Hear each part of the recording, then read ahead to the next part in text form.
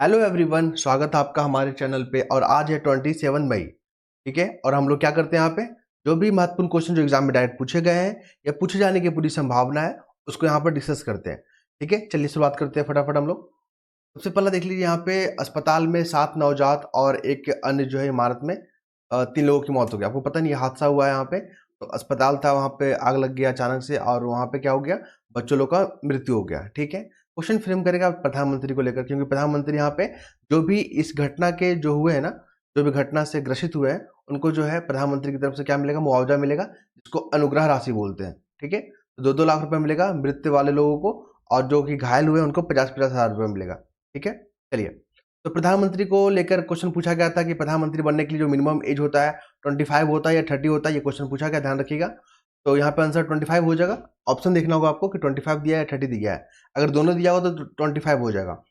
ठीक है, पहला ये हो गया। दूसरा देखिए, प्रधानमंत्री कार्यालय पीएमओ, इसका कार्य क्या होता है, पीएमओ का कार्य क्या होता है, प्रधानमंत्री को असिस्ट करना। जैसे प्रधानमंत्री बहुत सारे विभाग के अध्यक्ष हैं, प्रधानमंत्री भाषण जो तैयार होता है उनका, ठीक है, वो ए पीएमओ तैयार करता है। तो बहुत सारे असिस्ट मतलब सहायता देने का काम पीएमओ करता है, याद रखेंगे आप। दो हो गया। थर्ड देख लीजिए, उपराज्यपाल को लेकर, यहाँ पे उपराज्यपाल जो शब्द देखने को मिला है, गवर्नर को अपॉइंट कौन करते हैं, राष्ट्रपति करते हैं।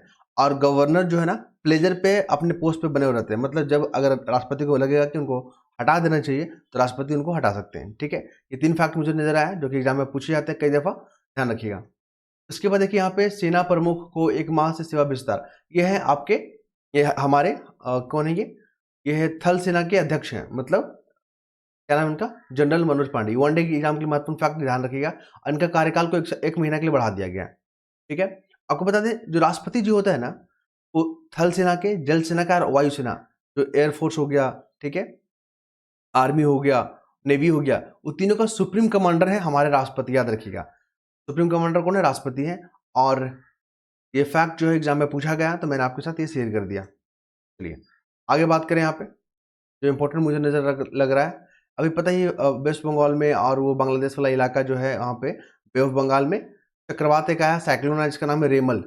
रेमल आया है, याद रखिएगा। कहाँ पे उठा है, ये जनरेट कहाँ पे हुआ है, बंगाल की खाड़ी में। क्वेश्चन ऐसे ही पूछता है, या अरब सागर में हुआ है, हिंद महासागर में हुआ है, बंगाल की खाड़ी में। तो आपको बता दिए बंगाल की खाड़ी में हुआ है।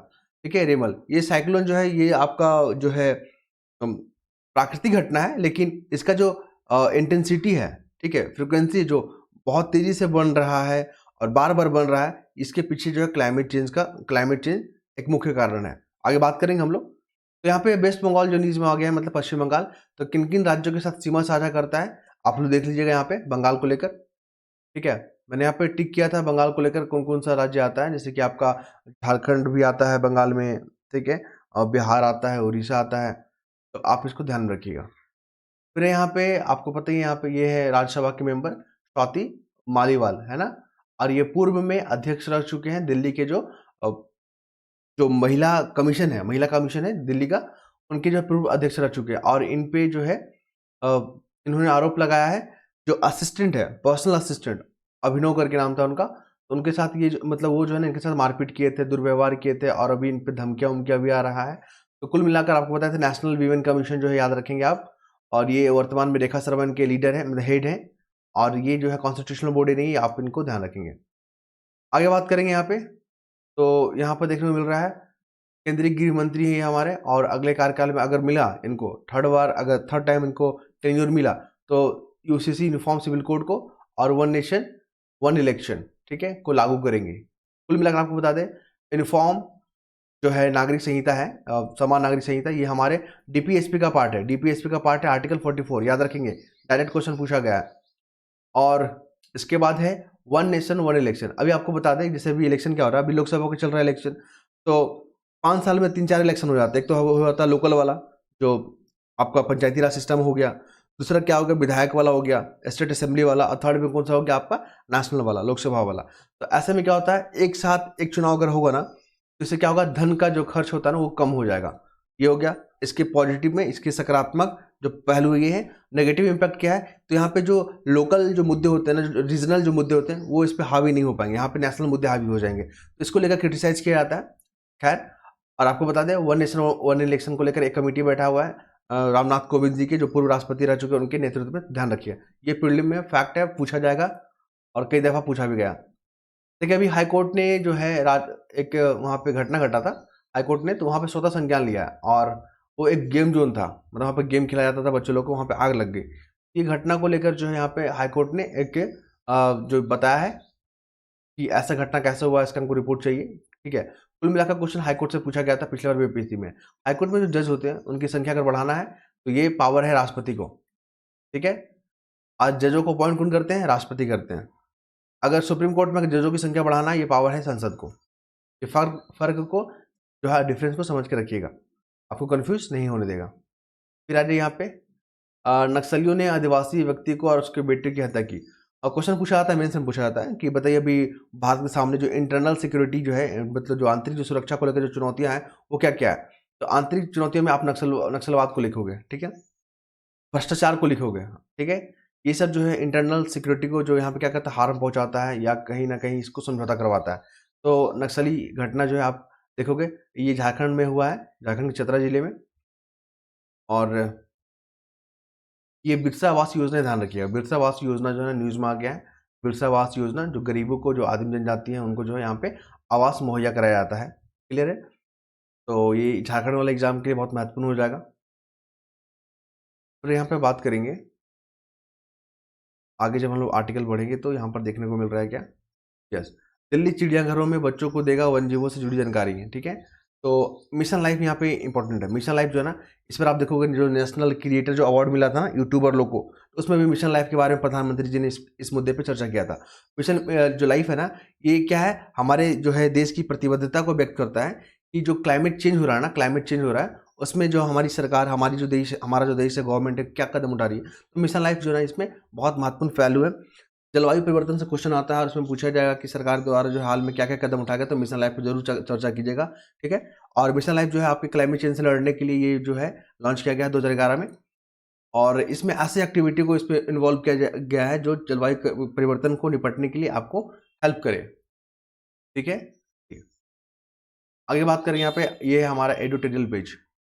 जलवायु संकट, आप जो देख रहे हो ना, जो क्लाइमेट चेंज हो रहा है उसमें महिलाओं पे क्या फर्क पड़ रहा है, महिलाओं को कैसे प्रभावित कर रहा है, ये आपको ऐसे वगैरह में पूछेगा। ये आपको मेंस का जो आंसर राइटिंग उसमें पूछेगा, ठीक है। तो क्या क्या यहाँ पे इम्पैक्ट देखने को मिल रहा है जलवायु घटना के कारण, जलवायु संकट के कारण, तो देख लीजिए क्लाइमेट चेंज से महिलाओं को क्या क्या इफेक्ट कर रहा है। तो अभी आप देख रहे हो कि बाढ़, सूखा, चक्रवात की जो संख्या ना बढ़ गई है। 70 जो है परसेंट जो जिला है ना, वहाँ पे इसकी जो संभावना है बढ़ गई है। इससे क्या होगा, महिलाओं में जो है ना, अगर आप देखोगे तो गर्भधारण का जो समय सीमा है ना, वो पहले हो जा रहा है। महिला जो है जो बच्चे को जो जन्म देती है, वो समय से पहले ही दे रही है। ये से जो है ना स्वास्थ्य पे जो इफ़ेक्ट पड़ रहा है। आपको बता दें यहाँ पे महिलाओं में अगर आप देखेंगे तो वहाँ पे कुपोषण, ठीक है, और घरेलू हिंसा, ये तमाम जो इफ़ेक्ट देखने को मिल रहा है क्लाइमेट चेंज के कारण। फिर यहाँ पे आप देख लीजिए, और इसमें चैलेंजेस में क्या है कि तो सरकार इसके लिए कुछ क्यों कर नहीं रही है। तो यहाँ पे आप जो है क्रिटिसाइज़ कीजिएगा कि हमारे देश के जो राजनेता हैं वो पर्यावरण संकट को अभी जो है गंभीर मुद्दा नहीं मान रहे हैं। शायद यही वजह है कि जलवायु परिवर्तन से जो है उत्पन्न जो संकट है वो विकराल रूप धारण कर रहा है, ठीक है। क्रिटिसाइज़ करना होगा तो आप इसको लिखिएगा। और महिलाओं पे इम्पैक्ट की बात की तो घरेलू हिंसा, किशोरावस्था में गर्भधारण, ठीक है, बच्चों में कुपोषण। अगर बच्चे को जन्म समय से पहले दे देगी तो ज़ाहिर-सी बात है बच्चे में न्यूट्रिशन की कमी होगा, बच्चे में बहुत सारी जो है ऐसे जन्मजात जो बीमारी देखने को मिलेगा। फिर यहाँ पे अबॉर्शन और समय पूर्व प्रवसन में जो है समय से पहले जो है बच्चों को जन्म देना, ये जो है आपका इम्पैक्ट दिखेगा। फिर आपको बता दें यहाँ पे महिलाओं में जो गरीब हैं और ये जो ग्रामीण इलाके में जो महिलाएँ रहती हैं ना, उनको ज़्यादा इफ़ेक्ट करेगा, क्योंकि वहाँ पे स्वास्थ्य सुविधाएँ वगैरह वहाँ पे देखने को बहुत ही कम मिलता है। समझ पा रहे हैं? फिर यहाँ पे देखेंगे कि महिलाएँ बीमार भी हो जाती है, तो महिलाएँ तो तकलीफ़ में रहेगी। अगर मान लीजिए महिला ही बीमार हो गई तो वो तकलीफ़ में रहेगी। लेकिन उनके परिवार का कोई भी मेंबर अगर बीमार हो जाता है तो महिलाएँ फिर उसमें इन्वॉल्व हो जाएगी, ठीक है? तो कुल मिलाकर जो क्लाइमेट चेंजेज़ है ना, ये महिलाओं के लिए कितना जो है संकट है आप देख सकते हो। फिर लू की संख्या बढ़ रहा है, लू को साइलेंट किलर के नाम से जाना जा रहा है। ये तमाम जो है पहलू पे हम लोग बात किए। और अभी आप देखोगे जलवायु परिवर्तन में जो हो रहा है ना, उसके पीछे जो है जो कारण है, जीवाश्म ईंधन जो फ़ॉसिल फ्यूल है उसको आप बर्न कर रहे हो। उससे क्या हो रहा है कि जो हानिकारक जो गैसेज़ हैं वो हमारे एनवायरनमेंट में आ रहे हैं। ये हो गया बायोफ्यूल। पूछेगा कि जलवायु परिवर्तन के पीछे आप क्या कारण मानते हो? तो यहाँ पे फ़ॉसिल फ्यूल का जलना, ठीक है, वनों की कटाई हो गया। फिर औद्योगिक औद्योगिक जो है डेवलपमेंट के नाम पे अंधाधुंध जो विकास हो रहा है, ठीक है? आप ये 3 तमाम कारणों को आप वहाँ पे लिखोगे। और लास्ट में कंक्लूजन में क्या लिखना है कि जलवायु परिवर्तन से प्रभाव से महिलाओं और बच्चों को बचाने के लिए हमें दीर्घकालिक नीतियों की आवश्यकता है। ये कंक्लूजन में आपको लिखना है। कंक्लूजन हमेशा जो है यहाँ पे पॉजिटिव एस्पेक्ट को ध्यान में रखते हुए लिखना है, क्रिटिसाइज बिल्कुल नहीं करना है। हाँ, थोड़ा सा कमियां यहाँ पर जरूर बताइएगा कि इस दिशा में जो है और भी बेहतर कार्य किए जा सकते थे, जो कि किए नहीं गए हैं। और हमें जो है शॉर्ट टर्म के जगह जो है लॉन्ग टर्म के जो है नीतियों पे ज़्यादा फोकस करना होगा। सरकार जो नीतियाँ बनाती है उसको लागू करने के लिए हमें जो मैकेनिज्म है उसको ज़्यादा से ज़्यादा दुरुस्त करना होगा। तो इस तरह से जो है पॉजिटिव इम्पैक्ट वाला आप कंक्लूजन लिखोगे। फिर यहाँ पे बात करेंगे मौसम की मार को लेकर, ठीक है। अभी आप देख रहे हो ना कितना गर्मी, कितना टेम्परेचर हाई हो गया है। अभी तो राजस्थान का कल ही न्यूज़ पढ़ रहे थे, तो वहाँ पे 51% जो है 51 डिग्री सेल्सियस जो है टेम्परेचर को रिकॉर्ड किया गया है। तो यहाँ पे आप देखोगे मौसम की मार को लेकर, तो यहाँ पे जो डेवलप कंट्री है ना, वो जो डेवलपिंग कंट्री है उस पे जो है थोप रहे हैं कि आप जो है ना फॉसिल फ्यूल वगैरह आप बर्निंग ना करो। लेकिन आपको बता दें जो यहाँ पे कार्बन का जो इमिशन हो रहा है सबसे ज़्यादा कौन करते हैं? डेवलप कंट्री लोग करते हैं। और इसका जो है ना सारा जो जिम्मेवारी है डेवलपिंग कंट्री पे थोप दे रहे हैं कि आप जो है बर्निंग ना करें, क्योंकि इससे हमारा क्लाइमेट चेंज जो है क्लाइमेट में चेंजेस देखने को मिल रहा है। ठीक है, चलिए। तो अभी आपको पता ही है कि अभी हम भारत जो है डेवलप कंट्री की ओर बढ़ रहा है, तो उसको तो वहाँ पे चाहिए ना, क्योंकि पूरा का पूरा जो हमारा इंफ्रास्ट्रक्चर है उसको उस पे काम किया जा रहा है। ठीक है, यहाँ पे ऊर्जा की सिक्योरिटी के लिए हमें क्या चाहिए? वातानुकूलित जो है मतलब एसी वाला जो पूरा माहौल बनाया जा रहा है। ठीक है, और रोड को चौड़ा करने के नाम पे जो पेड़ कट रहा है, तो इससे कहीं ना कहीं जो है एमिशन देखने को मिलता है, कार्बन एमिशन। उसके बाद आर्टिकल आते हैं तो हमें जो देखने को मिलता है, देखिए बिहार में जो शराबबंदी, बिहार का जो बीपीएससी एग्जाम होगा ना, वहाँ से पूछ सकता है कि बिहार में जो है शराबबंदी कब किस वर्ष लागू हुआ, तो 2016 को लागू हुआ। इसके क्या इम्पैक्ट पड़ा भारतीय बिहार की अर्थव्यवस्था में, इसका क्या इम्पैक्ट पड़ा? तो आप बता दोगे कि यहाँ पे घरेलू हिंसा जो है ना उस पर कमी देखा गया, मोटापा और जो है अधिक वजन वाला जो समस्या था उसमें भी कमी देखा गया है, घरेलू हिंसा में यहाँ पे कमी देखा गया है, लोग जो है अब सेविंग कर रहे हैं, लोगों की आय में बढ़ोतरी हुई। ये सब जो है सकारात्मक चीज़ों के बारे में आपको लिखना होगा। ठीक है, चलिए। उसके बाद हम लोग आगे चलेंगे तो पॉलिटिकल न्यूज़ से हमें तो दूर ही रहना है। तो वहाँ से क्वेश्चन पूछे नहीं जाते, अगर पूछा जाता ना तो पॉलिटिकल न्यूज़ को भी हम लोग कवर करते हैं। फिर देखिए यहाँ पे क्या इम्पोर्टेंट है, झारखंड का न्यूज़ है, कोई खास नज़र नहीं आया मुझे। उसके बाद आगे बढ़ेंगे तो समय कितना हो गया? 12 मिनट हो गया ना, कोई बात नहीं। तो यहाँ पर हम लोग देखेंगे, देखिए यहाँ पे क्या हो रहा है, जम्मू कश्मीर जम्मू नियंत्रण रेखा के पास बांग्लादेशी नागरिक को हिरासत में दिया गया। आपको पता है ना बांग्लादेश कब बना था? 1971 में बना था। और बांग्लादेश को पहला जो है देश का दर्जा देने वाला पहला कंट्री कौन था? वो भारत था। भारत के ही हस्तक्षेप से जो है ना बांग्लादेश जो है नया देश बना था 1971 में, याद रखेंगे। ठीक है, भारत हस्तक्षेप नहीं करना चाह रहा था, लेकिन ऐसी परिस्थितियां बन गई थी, भारत को जो वहाँ पे इंटरफेयर करना पड़ा। तो कुल मिलाकर बांग्लादेश जो है ना किन किन राज्यों के साथ सीमा साझा करता है उसको देख लीजिए। यहाँ पे है आपका पश्चिम बंगाल, असम और मेघालय, मिजोरम और मेघालय हो गया, मिजोरम और त्रिपुरा। ये जो है आप ध्यान रखेंगे, मिजोरम, मेघालय और त्रिपुरा, ये जो 5 जो है राज्य बांग्लादेश के साथ सीमा साझा करते हैं। ये क्वेश्चन पूछा गया है, आपको यकीन नहीं होता तो आप प्रीवियस ईयर क्वेश्चन को डाउनलोड करके आप देख सकते हैं। तो आपको यकीन हो जाएगा कि हाँ, यहाँ पे जो भी बातचीत चल रहा है वो सबूत पे बात चलता है। हम लोग हवा पे बात नहीं करेंगे, ठीक है? देखिए यहाँ से क्वेश्चन पूछने की पूरी संभावना है। विदेशी निवेशकों ने बाजार से निकाले 22,000 करोड़ रुपया। तो एफपीआई होता है, फॉरेन पोर्टफोलियो इन्वेस्टमेंट, है ना? और एक होता है एफडीआई होता है। दोनों का डिफरेंस समझ लीजिए। एफडीआई क्या होता है? किसी कंपनी में अगर आप 10% या 10% से अधिक इन्वेस्टमेंट करते हो तो उसको एफडीआई की कैटेगरी में डालते हैं। एफपीआई क्या होता है? किसी कंपनी में अगर आप देखोगे इन्वेस्टर लोग जो होते हैं 10% या 10% से कम जहाँ इन्वेस्टमेंट करते हैं उसको एफपीआई के कैटेगरी में डालते हैं। एफपीआई क्या होता है? वोलेटाइल नेचर का होता है। अभी आप देख रहे हो ना भारत में इलेक्शन हो रहा है, तो यहाँ पे अनसर्टेनिटी है, मतलब अनिश्चितता है कि किसकी गवर्नमेंट बनेगी। गवर्नमेंट चेंज होगा तो फिर पॉलिसी भी चेंज हो जाता है। इससे लोगों में जो है एक डर बना हुआ है कि सरकार अगर यहाँ पे कंफर्म हो जाएगी किसी सरकार बनेंगे तब हम लोग जो यहाँ पे इन्वेस्ट करेंगे। लेकिन अभी डर का माहौल बना हुआ है, मतलब लोग डरे हुए हैं कि यहाँ पे लगाएं या नहीं लगाएं। ठीक है, जोखिम ज़्यादा है यहाँ पे, तो लोग वहाँ से पैसा निकाल लेते हैं। एक कारण तो ये हो गया। दूसरा क्या कारण है यहाँ पे? चाइना का जो है परफॉर्मेंस जो है ना बेहतर हो रहा है, इस कारण से लोग जो यहाँ से निकाल के चाइना में इन्वेस्ट कर रहे हैं। ये हो गया, ध्यान रखिएगा। और फॉरेन पोर्टफोलियो इन्वेस्टमेंट के बारे में भी बात की हम लोग। इसके बाद यहाँ पे बात करेंगे अंतर्राष्ट्रीय अंतर्राष्ट्रीय जो फर्जी कॉल पर प्रतिबंध लगाने की बात हो रहा है। यहाँ पर मुझे कुछ खास नजर नहीं आया, पे कर देते हैं। फिर देखिए यहाँ पे ये इंपॉर्टेंट है, जो आप इकोनॉमिक्स वगैरह का जो मेंस मेंस का आंसर राइटिंग लिखिएगा तो यहाँ पे ये चीज़ का ध्यान रखिएगा। भारत का जो 10 जो सबसे बड़ा व्यापारी वाला जो देश है ना, व्यापार करने वाला जो देश है ना, व्यापार का जो साझा वाला है, उसमें 9 के साथ भारत के साथ जो है ना व्यापार घाटा है। व्यापार घाटा क्या है कि वहाँ से इम्पोर्ट हम लोग ज़्यादा कर रहे हैं, इम्पोर्ट ज़्यादा कर रहे हैं और एक्सपोर्ट कम कर रहे हैं। इसी के अंतर को क्या बोलते हैं? व्यापार घाटा। इसी को बोलते हैं ट्रेड डेफिसिट। ठीक है, क्या बोलते हैं? इम्पोर्ट और एक्सपोर्ट का जो डिफरेंस होता है उसी को ट्रेड डेफिसिट बोलते हैं। और जो 10 जो हमारा जो पार्टनर है कंट्री, उसके साथ 9 के साथ हमारा क्या है? डेफिसिट है। वहाँ से इम्पोर्ट ज़्यादा कर रहे हैं। खाली अमेरिका के साथ हमारा ट्रेड सरप्लस ज़्यादा है। इसके साथ? अमेरिका के साथ। और सबसे बड़ा जो व्यापारी साझेदार कौन हो गया? चाइना हो गया। पहले अमेरिका हुआ करता था, अब चाइना हो गया। तो ये तमाम फैक्ट को ध्यान रखिएगा, करंट अफेयर में पूछे जा सकते हैं। फिर उसके बाद आगे बात करेंगे तो देखिए अभी जो है टेम्परेचर बढ़ने से क्या हो रहा है कि यात्राओं का जो है ना, यात्रा जो टूरिस्ट लोग होते हैं उनकी संख्या बढ़ रही है। क्यों? क्योंकि लोग गर्मी से जो है ना ठंड वाले इलाकों में जा रहे हैं, जैसे हिमाचल प्रदेश में जा रहे होंगे, कुल्लू मनाली वाला इलाका में जा रहे होंगे, जा रहे हैं ना, हिमालय वाला जो क्षेत्र है वहाँ पे ट्रैवल करने के लिए 7 से 8 दिन के लिए वहाँ पे निवेश मतलब वहाँ पे इंजॉय करने के लिए जाते हैं। और जिनका लो बजट है, ठीक है, बजट जिनका अच्छा खासा रहता है तो वो तो चले जाते हैं, लेकिन जिनका लो बजट है वो झारखंड की आप वहाँ पे जा सकते हैं, नेतरहाट, वो भी बहुत अच्छा आपको माहौल देगा। फिर हम लोग बात करेंगे, देखिए यहाँ पे बात करेंगे इंटरपोल, एक शब्द न्यूज़ में आ गया। ये इंटरपोल क्या है? पुलिस है। जैसे राज्य में पुलिस होती है ना, स्टेट पुलिस, उसी प्रकार देश का जो एक कॉम्बिनेशन है, जो देश जो मिलके काम करते हैं, वहाँ पर एक पुलिस जो होती है उसको इंटरपोल बोलते हैं। और भारत की तरफ से जो प्रतिनिधि करता है ना, वो करता है सीबीआई करता है। ये क्वेश्चन पूछा गया यूपीएससी में, ध्यान रखेंगे।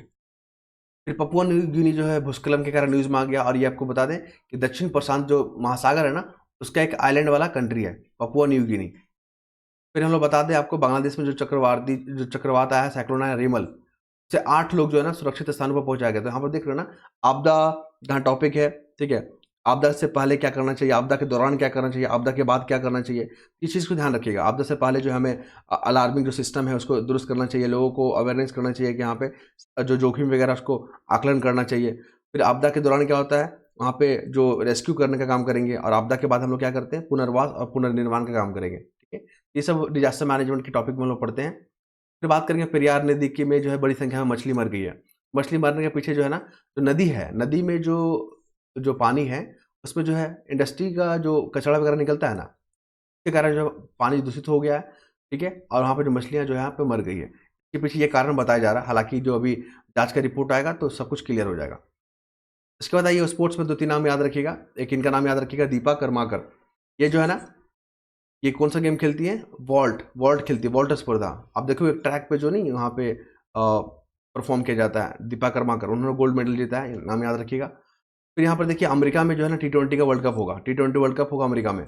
तो ये क्वेश्चन यहाँ से मेंस में कैसे पूछेगा कि भारत और अमेरिका के बीच में जो जो मजबूत रिश्ते हैं, उसमें जो भारत और अमेरिका ने जो साझा जो क्या क्या कदम उठाए ताकि जो है यहाँ पे इनके रिश्ते मजबूत हो गए।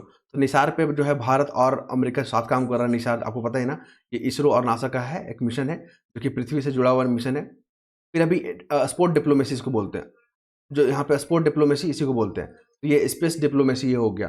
ठीक है, तो इस तरह के जो है आपको शब्द का यूज़ करना अपने आंसर राइटिंग में। ठीक है, आई होप आप चीज़ों को समझ पा रहे होंगे। तो ये रहा आज का न्यूज़पेपर, मैंने यहाँ पे कंप्लीट किया अपने शब्दों में, और यहाँ पे सरल शब्दों में आपके सामने समक्ष रखा। अगर आपको पसंद आता है हमारा प्रयास या हमारा कोशिश, तो आप हमें कमेंट कर सकते हैं कमेंट बॉक्स पे। ठीक है, अपना फीडबैक जरूर दे सकते हैं। बहुत लोग कर रहे हैं तो मुझे बहुत अच्छा लगता है उनका कमेंट पढ़ के। धन्यवाद।